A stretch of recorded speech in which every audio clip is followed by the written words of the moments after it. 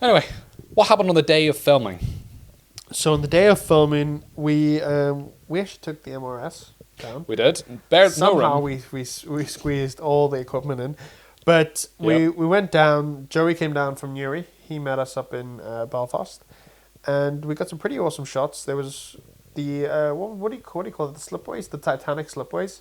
Yes. Was open, and I think they'd been there. Was it a party or a protest or something? Cause Yeah. What was it? All the pink. It was all like cannons. Yeah, I think it was cannons where you like twist it and it all like Party pops cannons out, and stuff. something like that. Yeah, it was All all lying over the around. ground. I mean, it kind of gave it a kind of relatively cool effect. You don't see that all the time. I mean, yeah, but we angled the cameras out of the way so you couldn't see Yeah. that. But it was kind of cool to have the Harlem and Wolf cranes in the background and the Titanic in the background. That's pretty Absolutely. awesome. And the nice thing as well, it wasn't raining, of course. Yeah. Northern Ireland rains pretty much daily. Constant. Yeah, so that was nice. And actually thinking about that, we've actually been really fortunate, like film wise. There's only been one or two that we've had to film inside or on the covers with the rain. Think about it. We had the S500. Yeah, too. There was the Jag, The GTIR GTIR.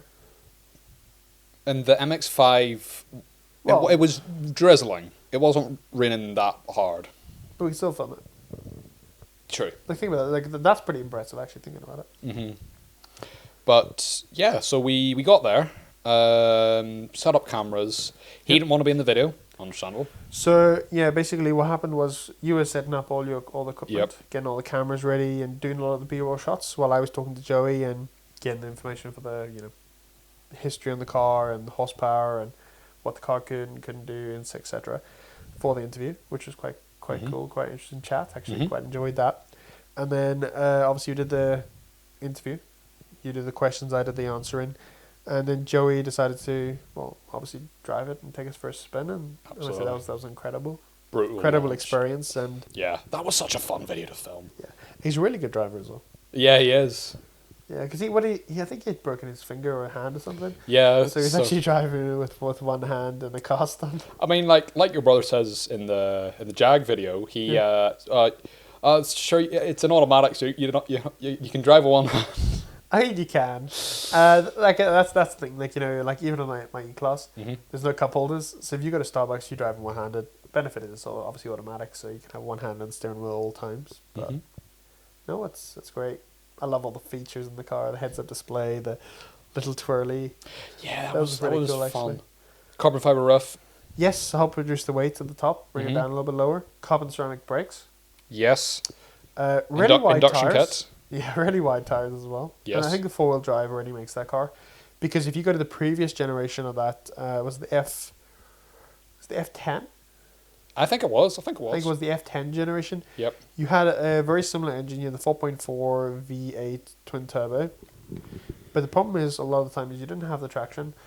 And, the Northern Ireland, it's different to being in like somewhere like Dubai or Texas or in America where you have, lack of rain, it's nice and warm, the roads, can give you a lot more grip Mhm. than what, a moist, damp, cold road will give you. Yeah. So I think the four-wheel drive makes the car fantastic in the UK because you can put a lot of the power down where you couldn't do that with just the previous generation. So I think the step up from an F10 to I think it's the F90 generation, BMW is extraordinary. If you were going to go for there is physically no way you could get a F10 BMW M5 to accelerate as quick as you could get that 2018 one, just purely because you couldn't be able to put the power on the road. And that's the thing, like my dad always used to say you can have as much power as you want, but how much power can you put on the road?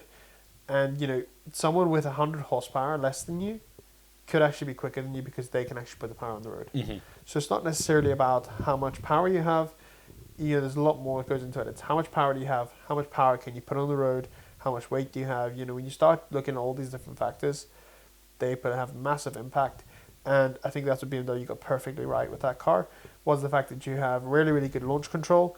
You've got four-wheel drive. You can change from 50-50 all the way to full rear-wheel drive. You've got incredible amounts of power, torque, good gearing. It's kind of the perfect car.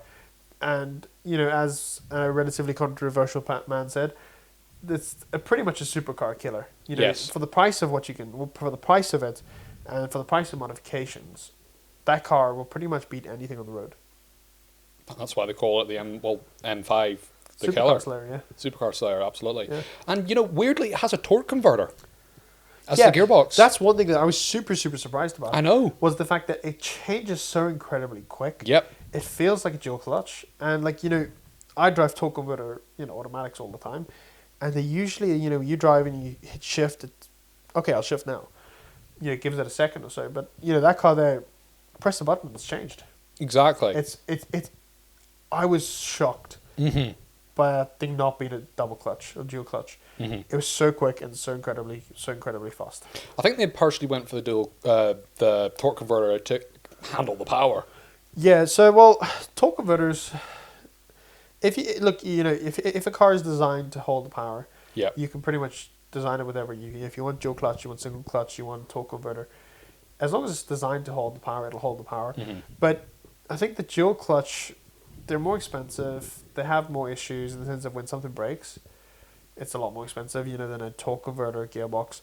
But at the end of the day, I'm super, super impressed with what BMW did with that car.